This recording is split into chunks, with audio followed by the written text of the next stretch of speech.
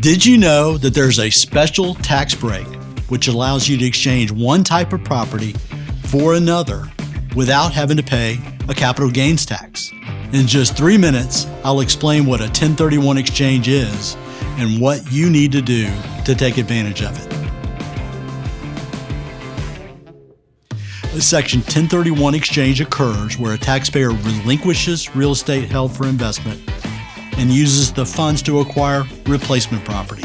The most common reason investors complete exchanges is to defer the capital gains tax on the sale of their investment property. Additional benefits, though, include diversification, consolidation, market change, and estate planning. There are 4 key elements to any 1031 exchange. First, it has to meet an exchange requirement. This one is pretty self-explanatory. It has to pass the test as to whether an exchange has occurred rather than simply selling one property and buying another. The second key element is the qualified purpose requirement. The exchange must be of properties held for productive use in a trade or business or for investment. The third element is that the 2 properties must be considered like kind.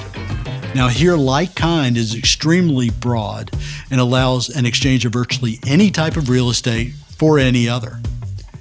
And lastly is the same taxpayer requirement.